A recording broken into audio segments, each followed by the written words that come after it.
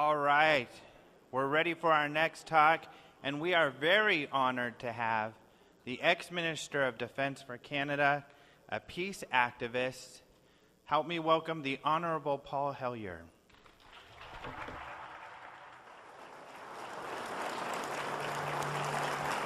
Thank you. Thank you very much, Alejandro. Reminds me of the small boy who fell headfirst into a barrel of molasses.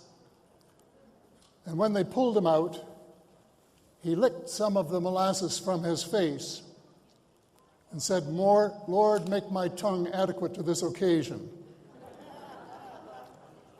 Now that's probably the last giggle you'll hear for the next hour, because what I'm talking about is a very serious subject, in my opinion. I am not a ufologist, and I don't pretend to be, but I must say that I've enjoyed listening to so many excellent presenters the last few days and have learned a tremendous amount from them. And I'm very grateful to each and every one of them. I have made it clear, and this was accepted by open minds, that what I would do is, instead of talking specifically about the subject at hand, although it comes into my speech in context of what I want to say, that I would do a condensation of my book, which is really a sort of a worldview, a review of what is going on globally. And I've changed the subject of my speech from global turmoil, or world turmoil, to a global fraud, global hope. And mostly I'll be talking about the world financial system, which incidentally is the one subject that is less understood than the UFO phenomenon. I don't think it could get 1,000 people in the United States to come and hear about the financial situation, but I hope maybe we can stir up enough interest that the next time we can. But the world financial system is a total fraud. Fraud.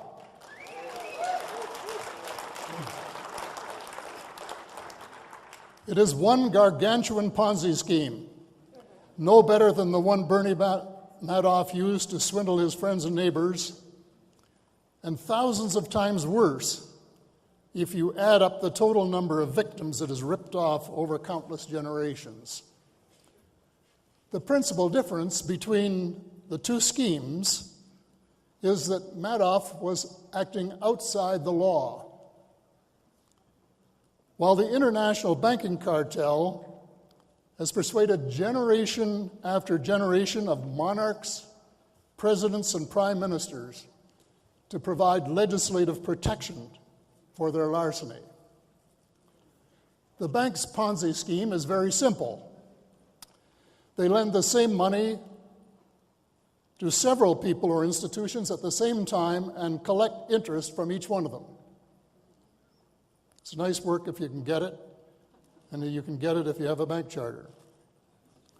What the banks really lend, however, is their credit. And what they take back in compensation for that privilege is a debt that must be repaid with interest. The number of times that they lend the same money is called leverage. The practice is as old as the hills. But for our purposes, we can start with the goldsmiths of Lombard Street in London, England, who accepted deposits from their customers,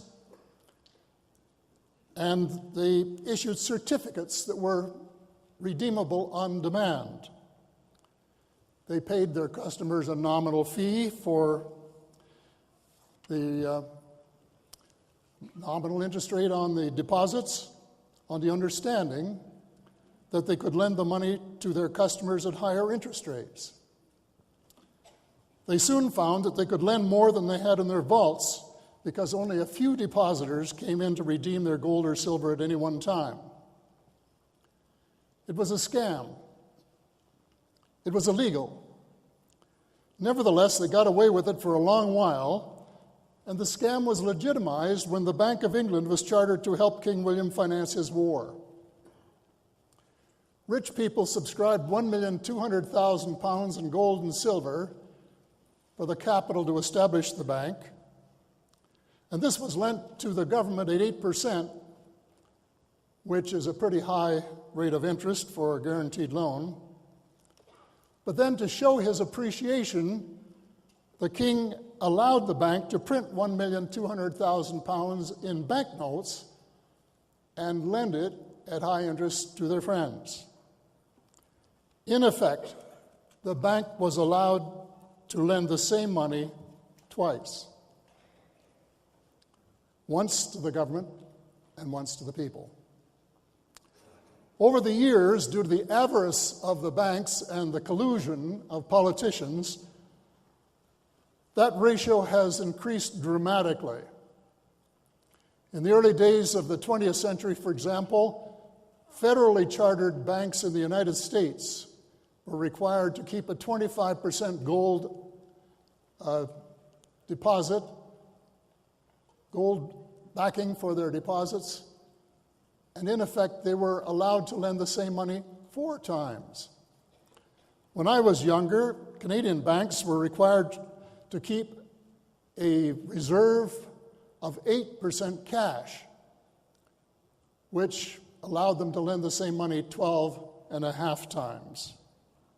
Today, thanks to Milton Friedman's irrational flip-flop from being a proponent of 100% cash reserves to the opposite extreme of zero reserves, and the adoption of his ideas by the major central banks of the world in 1974, multiples have been increased dramatically, in some cases to as much as 20 to 1 or more.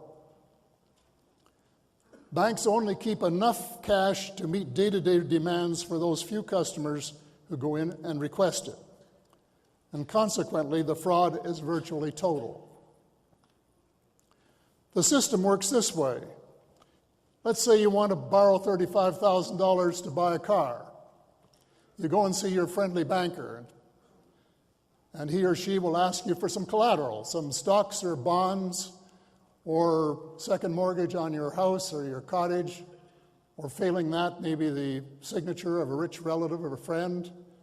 And once the collateral is satisfied, they will ask you to sign a note for the principal plus interest, probably prime plus, so much, depending on the color of your eyes.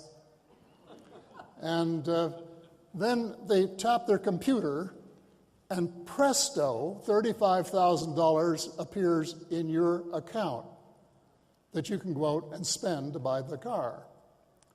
Seconds earlier, that money did not exist. It was created out of thin air, so to speak. Well, when the the way the banks make their money is what they call the spread. If you leave the money there for a while until maybe the new models come out or something like that, they'll pay you 0 or maybe 0.25% interest on it compared to the high interest rate on your note. And they make their money on the difference. The banking equation is a species of double-entry bookkeeping, where your note becomes an asset on the bank's books, and the new money that was deposited to your account is a liability.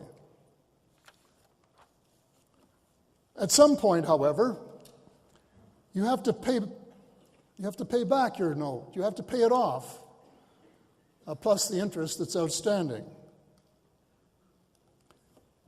And not only that, but everyone else who has borrowed from the banks, including governments, which, by the way, own the right to print money, but have irresponsibly, in my opinion, handed the right over to an elite group of private bankers. Anyone who defaults is in trouble. big trouble.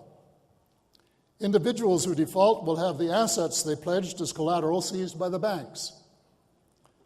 Governments that are in danger of defaulting will be forced to borrow from the International Monetary Fund, which will then tell that government how to run its affairs, including cutting back on services and selling off public assets to the international vulture capitalists.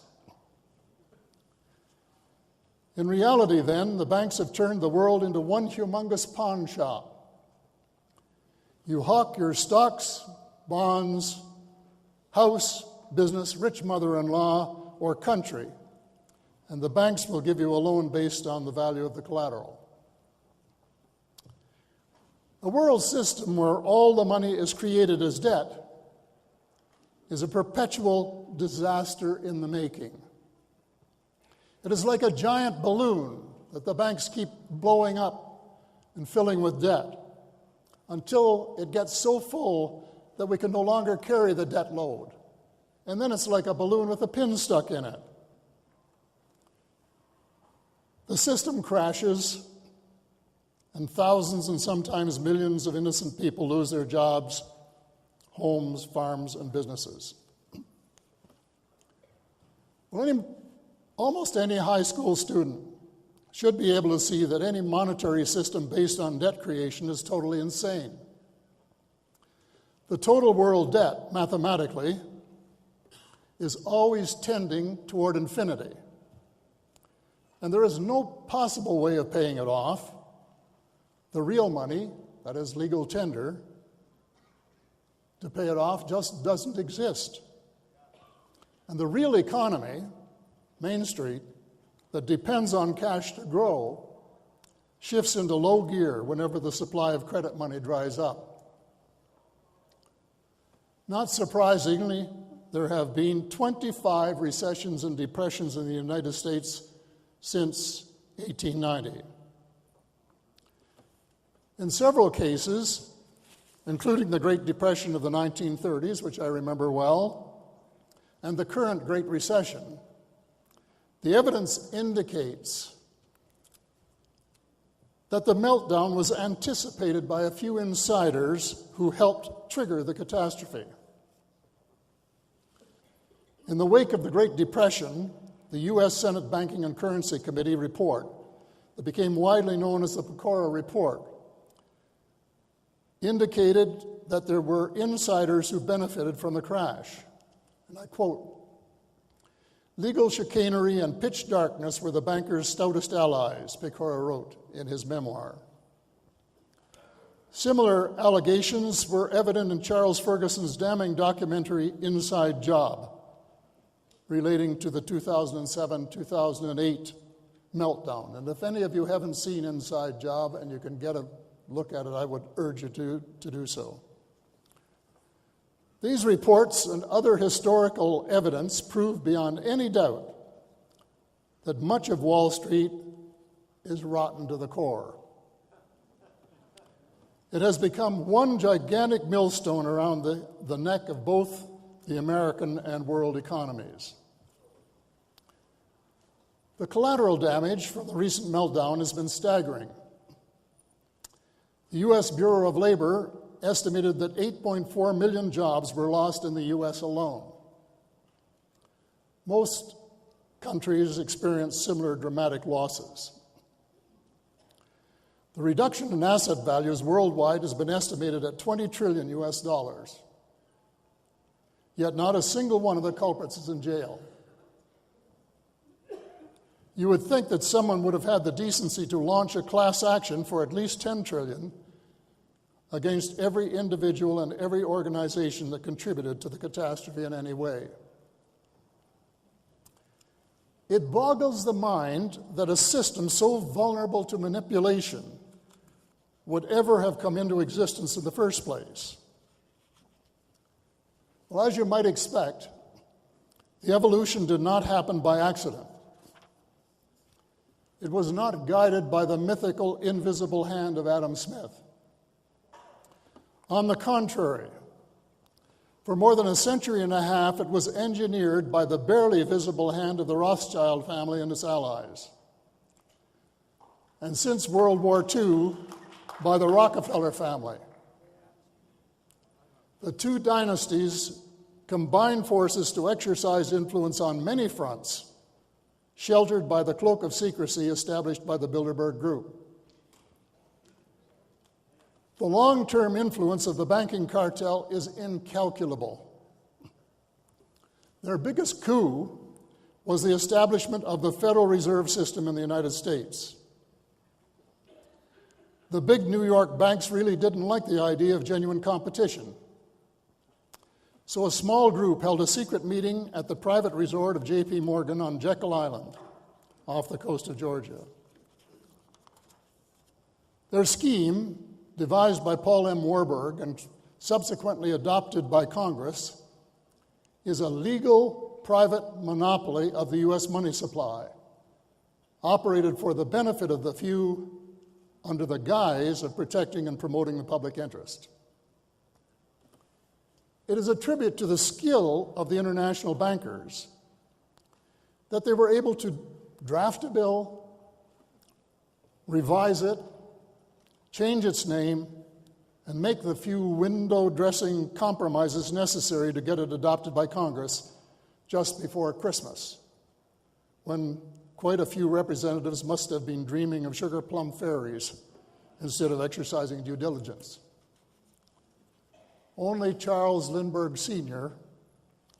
seemed to grasp the significance of what was going on.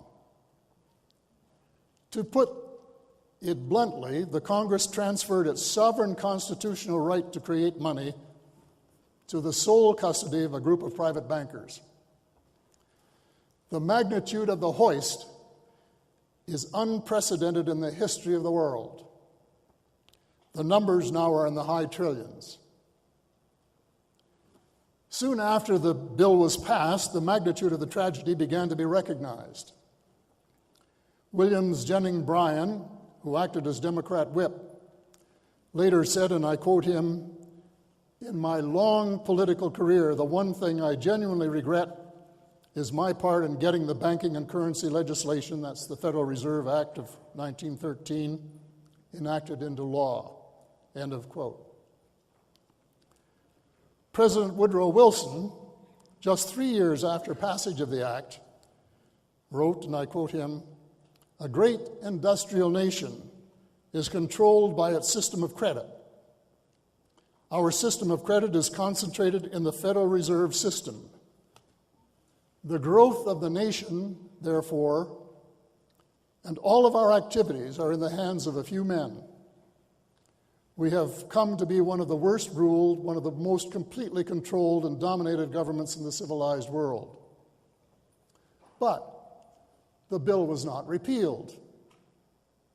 Almost 100 years later, the sellout is still the law.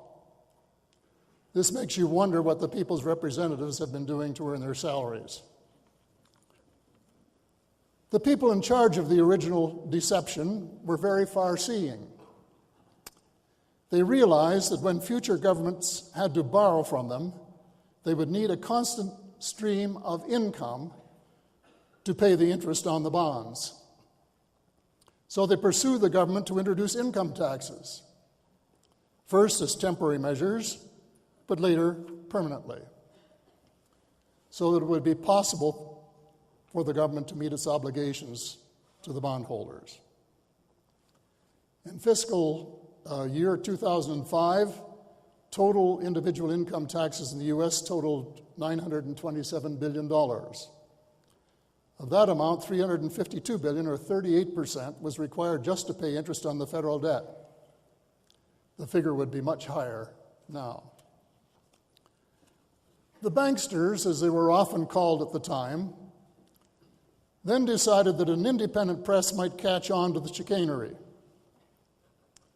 Oscar Callaway is reported in the Congressional Record of February the 9th, 1917, as follows, and I quote, "In March 1915, the J.P. Morgan interests, the steel, shipbuilding, and powder interests and their subsidiary organizations, got together 12 men high up in the newspaper world and employed them to select the most influential newspapers in the United States, and sufficient number of them to control generally the policy of the daily press of the United States. They found it was only necessary to purchase the control of 25 of the greatest papers. The 25 papers were agreed upon. Emissaries were sent to purchase the policy, national and international, of these papers.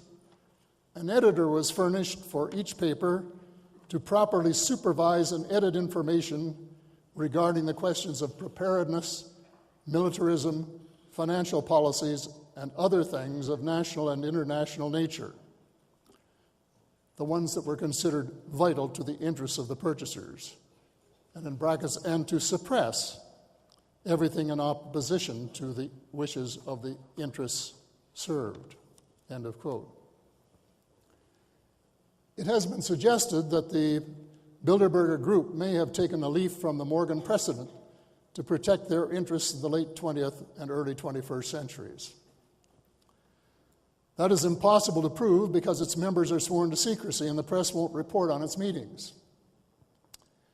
Could it be mere coincidence that the monetary system, the downside of globalization, and the decades-long cover-up of the extraterrestrial presence and technology, especially the clean energy sources that would impact the value of oil stocks, the three subjects most directly beneficial interest to the banksters, are the three subjects that the mainline press have avoided like the plague.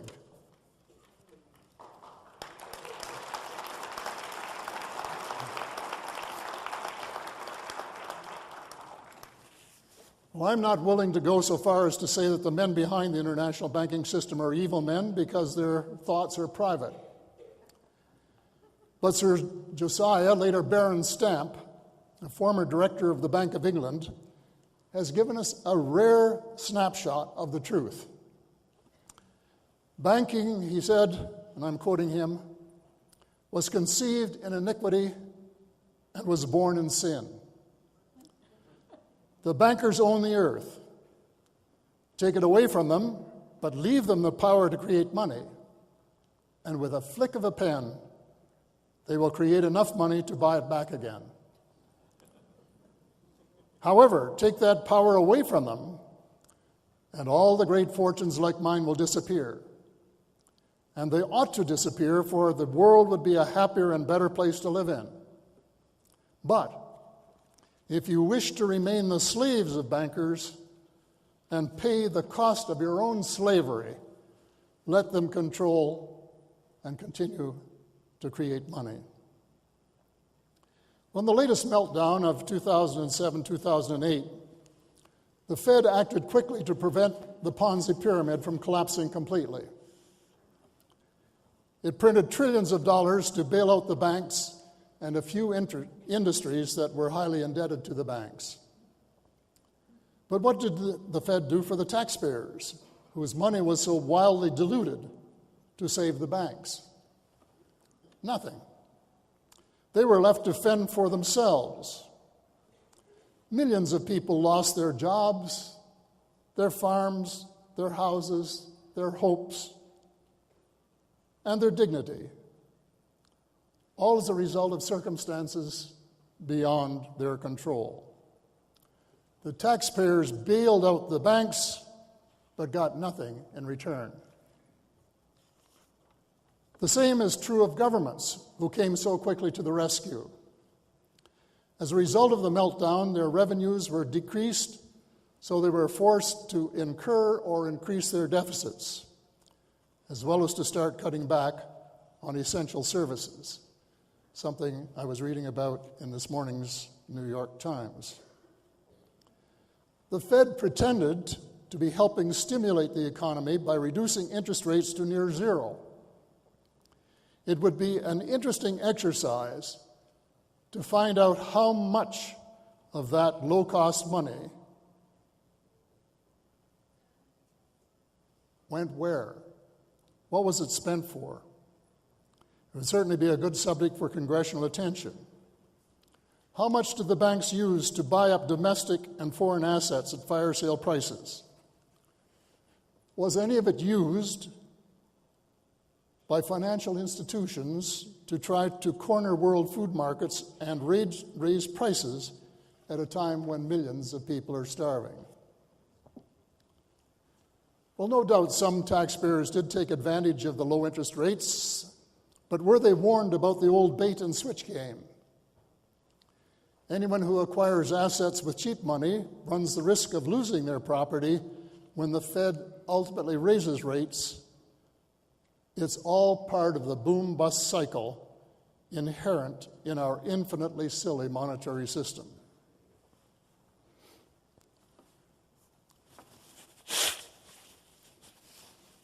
What does this have to say about the economics profession? What it really says isn't fit to print. Someone said that if you put 20 economists in a room, you will get 21 opinions. That is not my experience. If you get 20 economists together, they are likely to give you one stock answer, or at most two.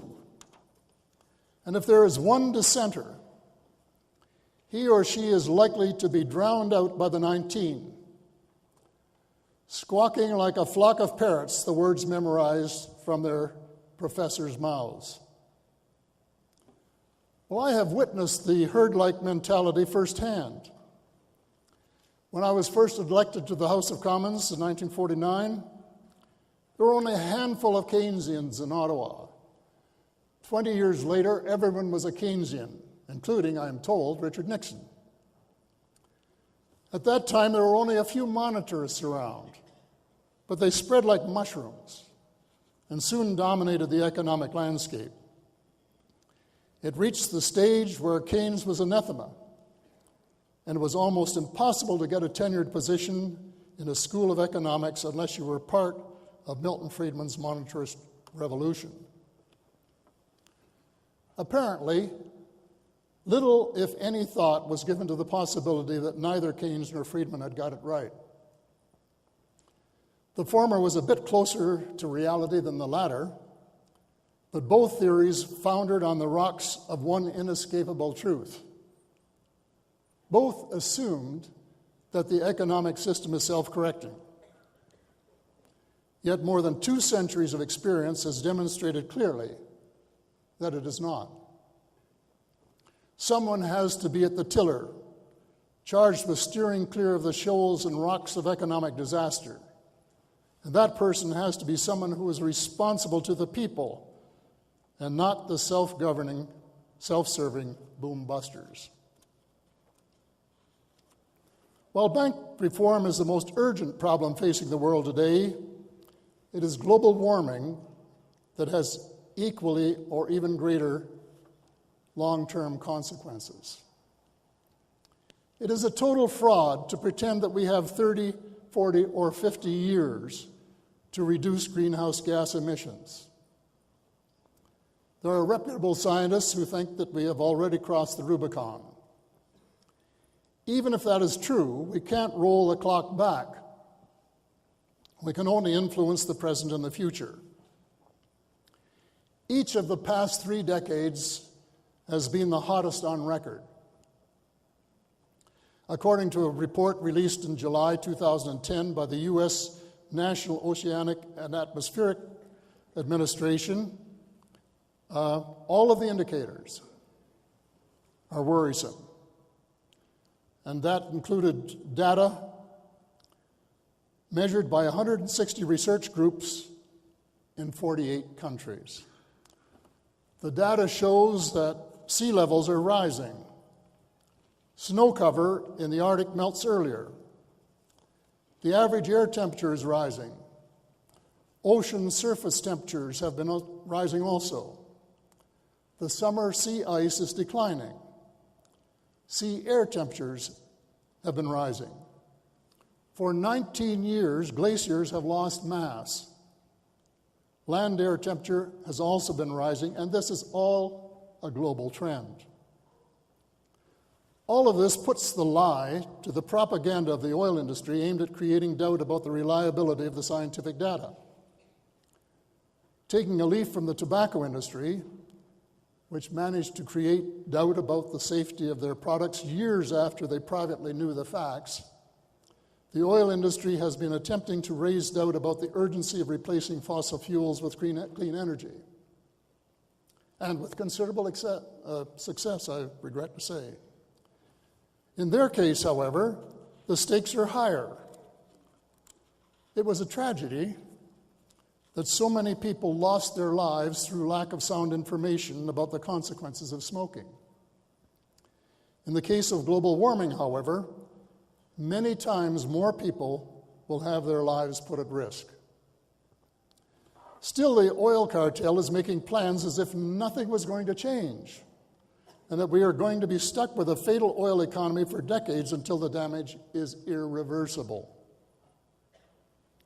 But let me say, it is too late for more offshore drilling. It is too late for new developments in the Alberta oil sands. It is too late for more noisy windmill farms. The transition must start now with a 10-year deadline. Is that possible? Of course it's possible, but only with the kind of mobilization essential to win a war for survival, which is really what we're talking about. One excuse for inaction has been the lack of money due to government deficits and debt. But that obstacle can be overcome in less than a year if governments and legislatures change the system and exercise their sovereign right to make what is physically possible financially possible.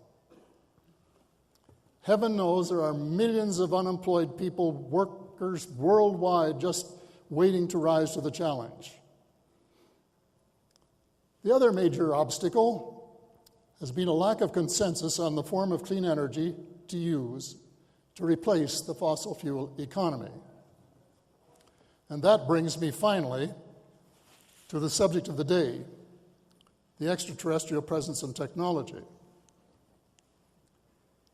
It is a fraud for the government to pretend that it is not interested in UFOs.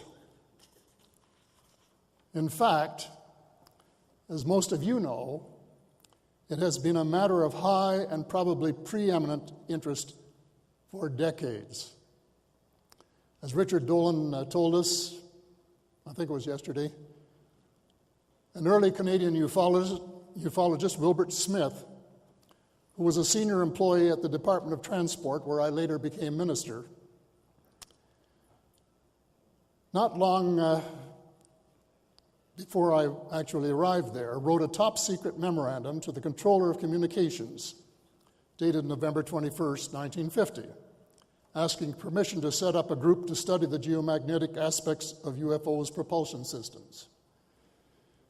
And as part of the memorandum, Smith said that he had made discreet inquiries through the Canadian Embassy staff in Washington, and he had obtained the following information: that the matter is the most highly classified subject in the United States government, rating higher even than the H-bomb.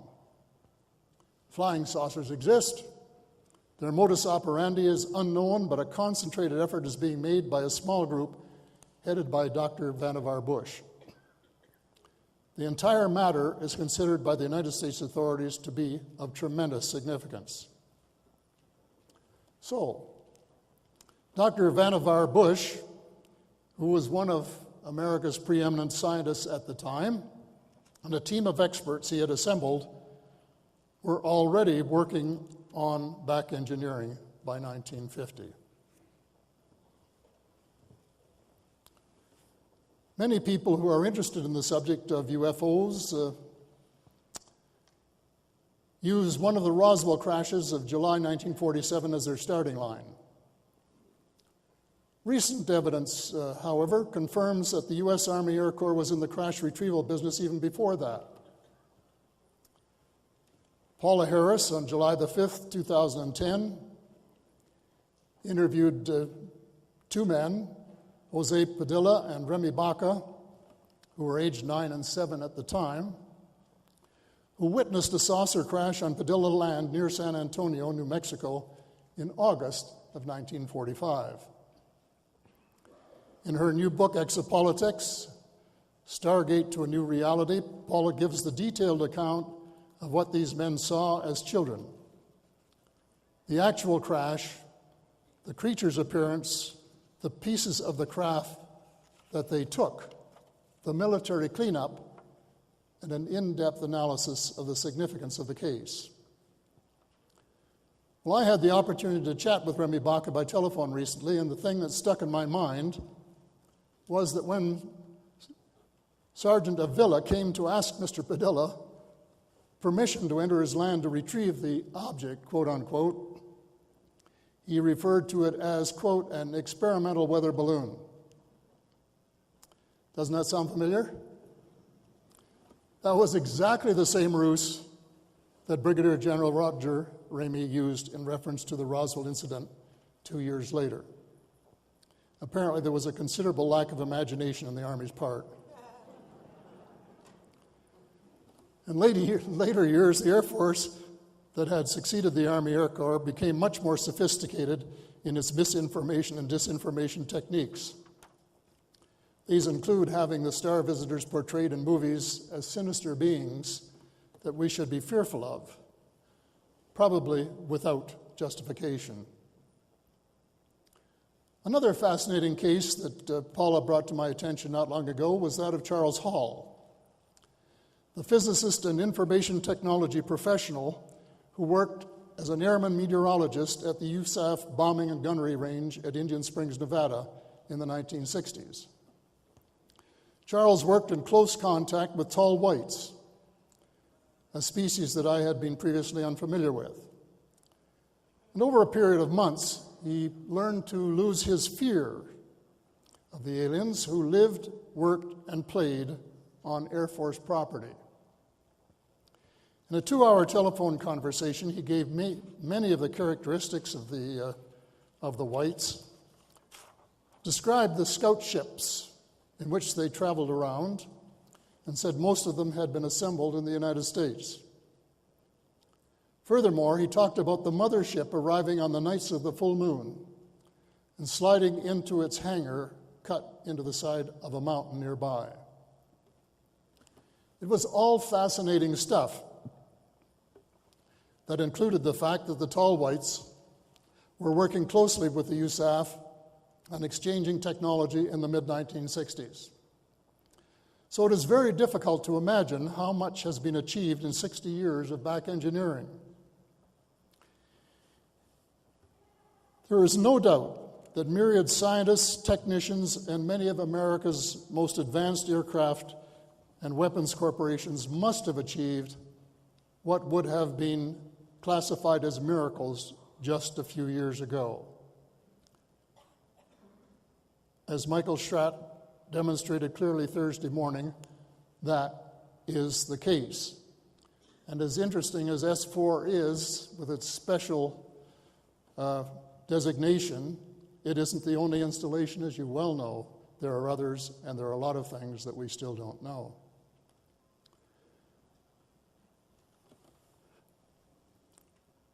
It is probably a fact that U.S. engineers working in one of the vast underground facilities have built vehicles that are virtually indistinguishable from those of other planets. Now what we want to know is to what purpose they will be put. Will it be for good purposes or military purposes? Could I have a little glass of water, please? The area of discovery that is most relevant to this presentation, however, is the question of exotic energy sources. Years ago, it was reported that both zero-point and cold fusion energy had been developed. These are energy sources that could facilitate the 10-year target date and not only revolutionize the world for the better, but help preserve it as a happy habitat for Earthlings. Who's down here? Thank you.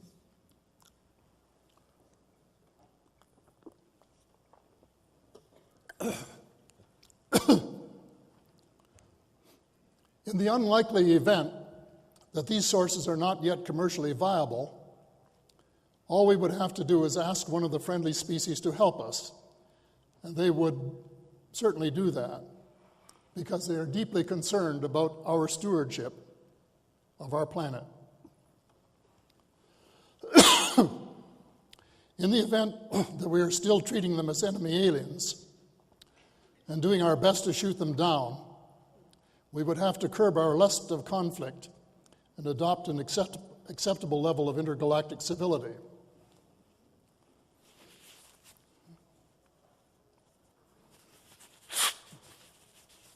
The third essential change is for us as individuals. A just and peaceful world is not possible when it is riddled with graft, fraud, and corruption of all kinds. Greed is king, and mammon rules the world.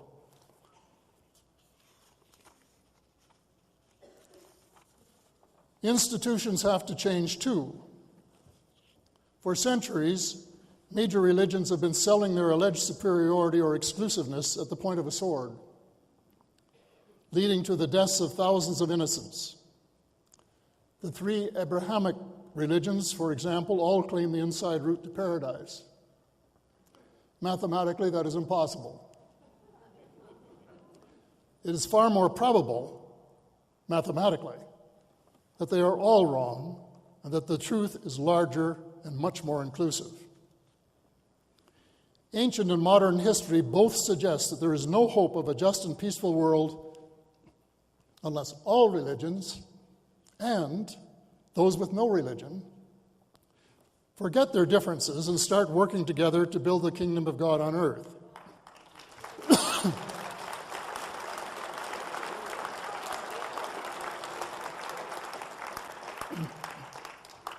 And I define this as a world where every child can expect food to eat, clean water to drink, adequate clothing, a roof overhead, access to medical support, and enough education to be able to determine how best he or she can serve humankind positively with dignity and self-fulfillment. What a wonderful world that would be.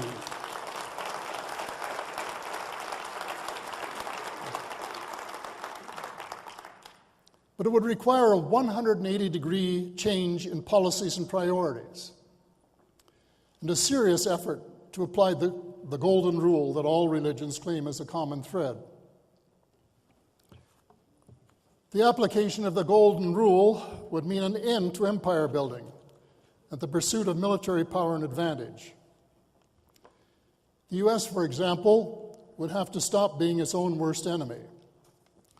The declaration of war on terror was the biggest strategic blunder I have ever seen.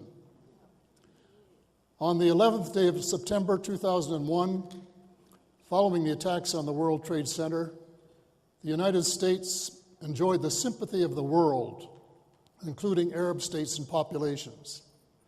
The threat from al-Qaeda was limited and quite within the potential of police and intelligence operations to cope with. The situation changed dramatically with the launch of a war on Iraq. The goodwill began to evaporate overnight. Soon, instead of a few dozen insurgents, the number of young Muslims willing to die for their cause multiplied to thousands, and a great chasm of hate and mistrust enveloped much of the world. The U.S. has consistently refused to be even-handed in the Israeli-Palestinian dispute. And the Israelis deceive themselves and the world when they claim to be the victims. For a long while, peace has been within their grasp if they could have agreed to a just settlement and establishment of a vibrant Palestinian state. But a handful of fundamentalists have always succeeded in disrupting the peace process because they are not willing to accept the great Rabbi Hillel's admonition, and I quote, "So always treat others the way you would want them to treat you. That is the message of the law and the prophets. Meanwhile, the peace and stability of the world remain in jeopardy. The world community must adopt principles and practices that override fundamentalism of any stripe, whether it be Christian, Muslim, Jewish, or economic. In addition, religious people should pay more attention to their holy books. There is nothing in the Bible that would legitimize a preventive war with its carpet bombing, or the launch of a drone or missile intended to kill one person when there is risk that innocent bystanders will also die. Similarly, there is nothing in the Quran that would justify suicide bombing that result in the random death of innocents. Now, if you get the impression that the world is going to hell in a handbasket, you have read me correctly. But, and here's the good news, it doesn't need to be so. There are remedies, but they involve massive change in the areas discussed, none of which are even on the political radar at present. There is light at the end of the tunnel, but, as Sir John Quinton, the former chairman of Barclays Bank, said, bankers sometimes look on politicians as people who, when they see light at the end of the tunnel, order more tunnel.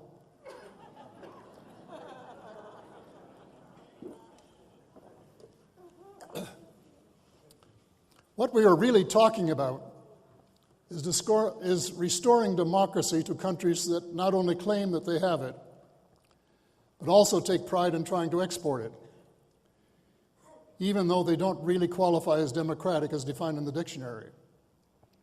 In Webster's, it is government, and I quote, government in which supreme power is vested in the people and exercised by them or their elected representatives, end of quote. Well, to begin, Wall Street has been the dominant power in the U.S. for decades and still is.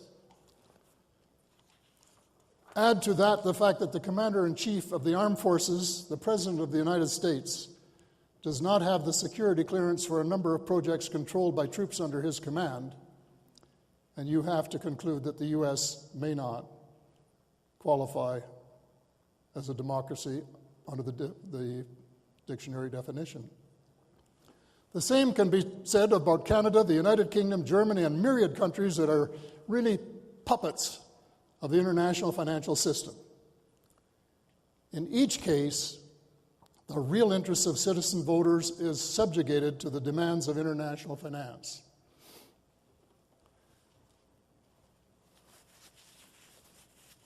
Well, there is a sad irony in reading U.S. history of the pre-revolutionary and revolutionary days.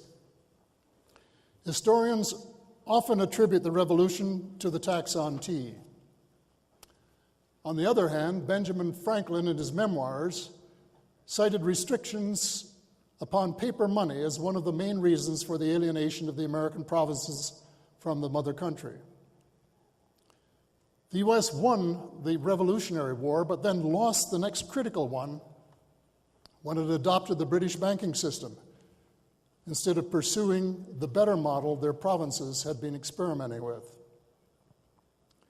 For the U.S. to now inflict the British practice on countries around the world, using the International Monetary Fund and World Bank as enforcers, is comparable to the King's Edict that gave birth to the United States. So the chains of oppression have to be broken and freedom restored to citizens everywhere in the world.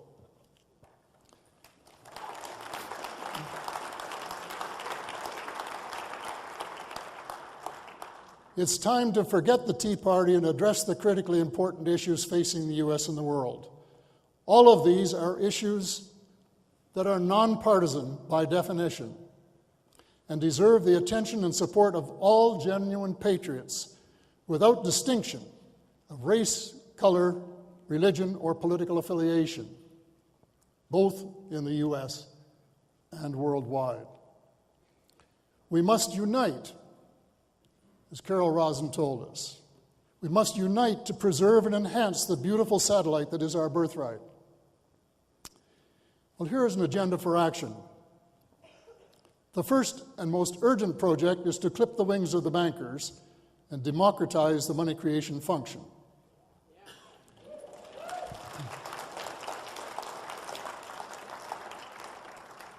In the United States, the Federal Reserve System must be abolished and its alleged function of regulating the money supply be assumed by the federal government or an agency under its direct control.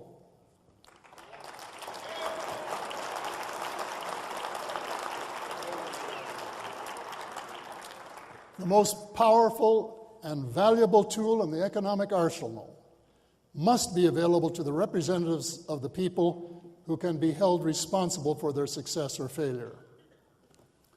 Well, some monetary reformers recommend that government create 100% of new money in a debt-free form comparable to greenbacks or something like that. In the interest of a fast and smooth transition, I am suggesting that a ratio of 34% government-created money to 66% bank-created money would work satisfactorily. Banks would be required to maintain 34% cash reserves against their deposits. The important thing is that governments must immediately create the large sums necessary to balance their budgets and get their economies running at maximum output again.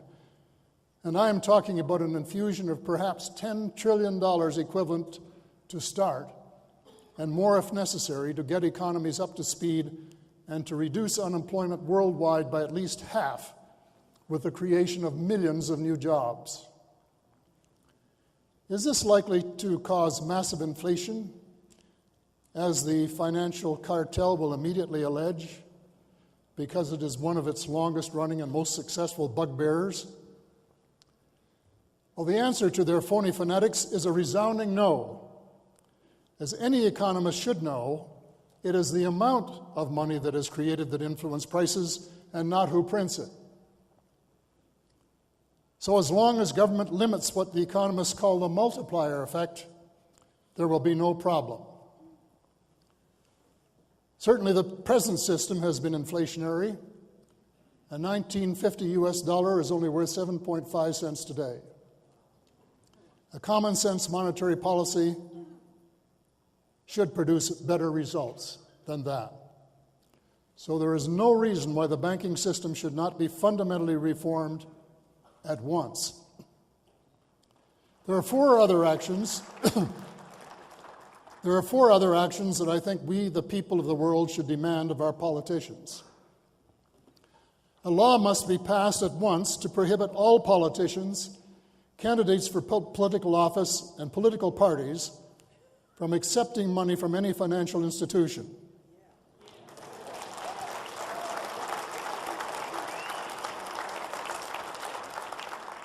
As well as make it a criminal offense for any such institution, either directly or indirectly, to offer it.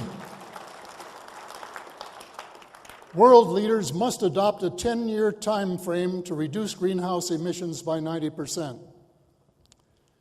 That will only be possible if the United States discloses its knowledge of the ET presence and technology and what has been accomplished in 60 years of back engineering, at least in the field of energy.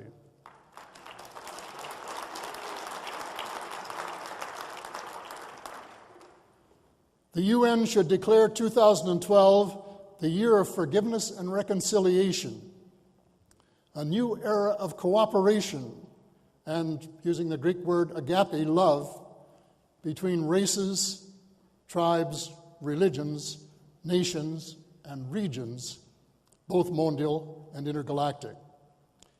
We have so much to learn from our star visitors in many areas, including medicine and food production. So the U.S. must relinquish its privileged position as the center of the loop as part of a new kind of leadership, leading the world in creating the better world that we all dream of.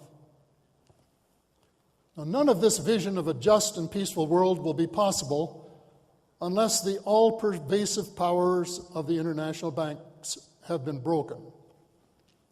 In 1999, I wrote a book in which I said the next world war would be between the banks and the people of the world. There have been skirmishes for centuries, and so far the banks have always come out on top.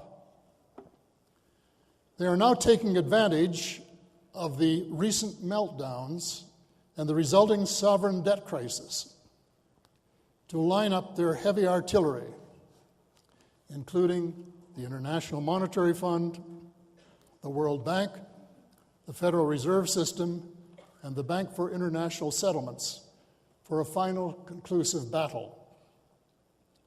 As always, the aim of the game is to rob the people of the world of their sovereign right to govern their own affairs and to entrench the power of the international banks, their elite industrial allies, and a small cabal of military and intelligence insiders who run the world as their private fiefdom.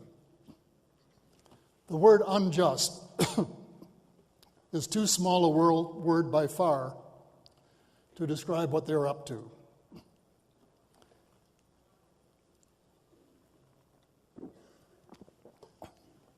If any skeptics think I am overstating the case, don't take my word for it. Go to www.victoryfortheworld.net and read some of the books that can be used as references.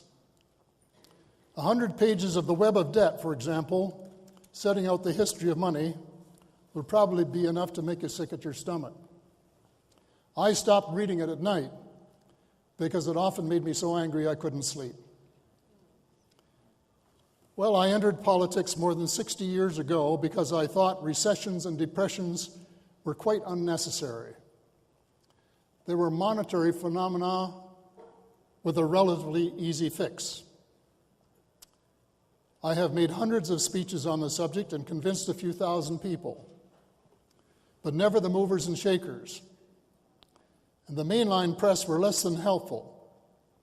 They were so jaundiced that they were not interested in a maverick speaking truth to power. So it was always a case of David versus Goliath, to use a biblical analogy.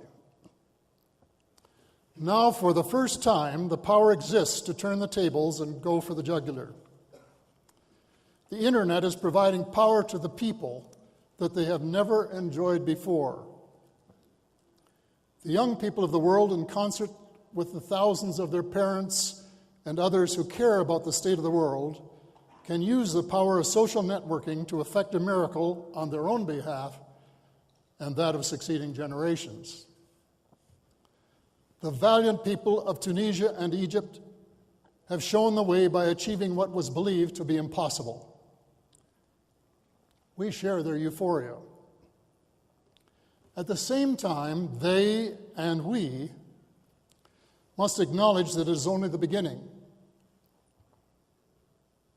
Real freedom will only be possible when they have escaped from the tyranny of international banks, and Wall Street is no longer able to manipulate the price of their daily bread.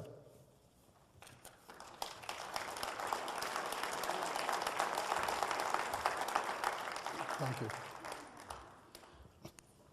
A good start might be to distribute perhaps 1 million copies of this speech and translate it into a number of languages. Then the rising generation can bombard the barricades through their social networks. Regime change is not necessary except for leaders who refuse to see the light. But concerned citizens of the world should band together and rattle the cages of all federal politicians. Tell them bluntly that they must vigorously support the above agenda or face inevitable defeat at the next election. It is a simple message, but it is the only one that they understand. At a press conference on March 29, 2001, announcing that the U.S. was backing out of the Kyoto Protocol, President George W. Bush said, quote, "A friend is someone who tells you the truth," end of quote. Well, that is what I've been doing today. It is a message of global hope for every race, color, religion, and nationality in the world, and of peaceful relations with visitors from other realms. Thank you.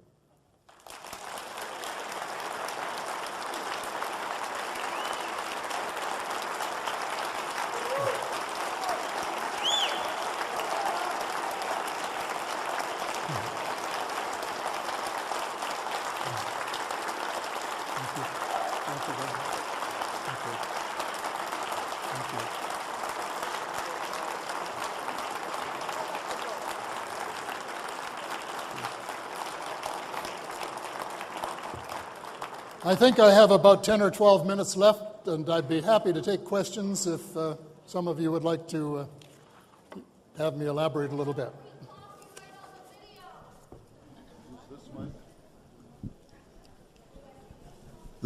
Is this mic live? Yes. I have a question. Recently, I've read some interesting data on global warming that indicates that human activity accounts for less than 1% of the total warming on the planet, that the sun and the sun cycles are totally dominant. And anecdotally, I would like to mention that a professor at CU recently told me that he had done considerable deep core drilling and found no correlation between the carbon content of the atmosphere and the ambient temperatures. So I'm going to suggest that there may be another global conspiracy going on here, which is that the governments want to control the economy and humanity through this effort. If I believed that, I wouldn't be here. And I would recommend a book called The Floods of Our Grandchildren by James Hansen. And I think anybody who reads it's a heavy read, but if you read it through, you'll be convinced this is the number one facing the globe at the present time. And sure, there's some heating from the sun, which is affecting other planets. We can't do anything about that. All we can do is change what we do, and that is what I think we have to do right away. And what about the releases from ClimateGate and all of the secret memos that prove that data was manipulated? I'm sorry, I can't give credence to... Amidst all the negative news and talk, which is certainly true and justified, I'd just like to have you comment on the revolution in South America in the financial system and human rights. They have finally, except for perhaps Colombia and Peru, gone to leaders that are truly representative of the people and are eschewing the IMF and the associated financial institutions that you spoke about. Good.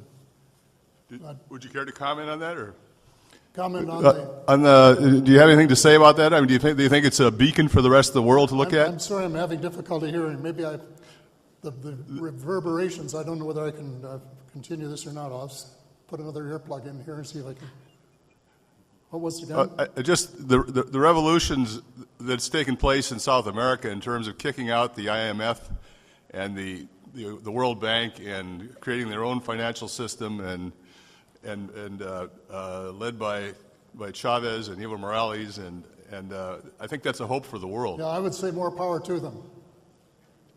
I'll take two more questions and then I was hoping that Open TV can release the copyright of your speech so we can just copy and spread it around.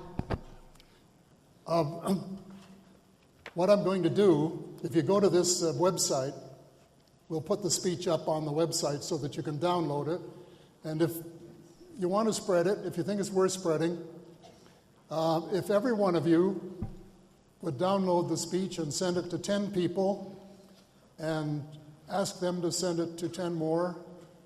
It only takes 4 steps until we get up to the 1 million people, and then you're likely to get the real change in the world that you're looking for.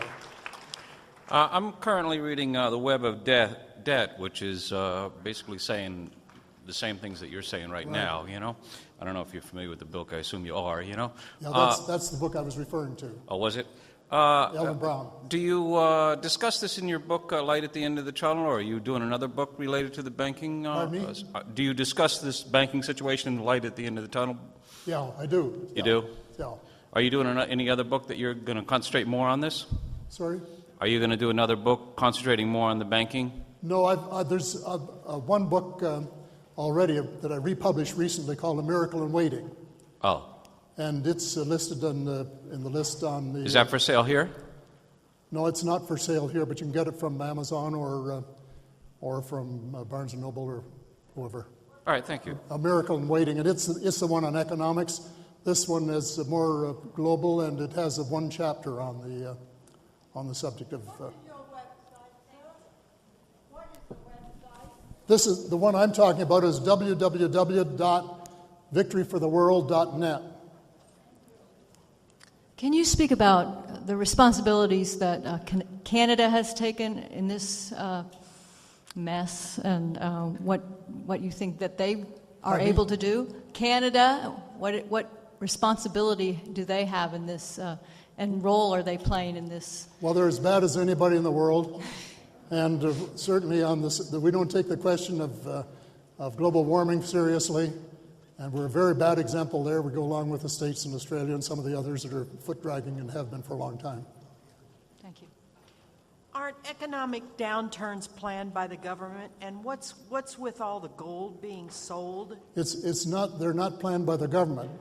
As I've tried to point out, that often it's been the financial people, the bankers, who have triggered economic recessions. And some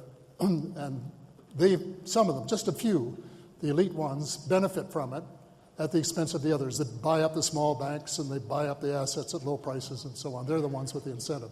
Okay, well, I think that's enough questions. Thank you very much. I'm going to be outside autographing books. If anybody is interested, why come out and I'll be glad to autograph your book for you.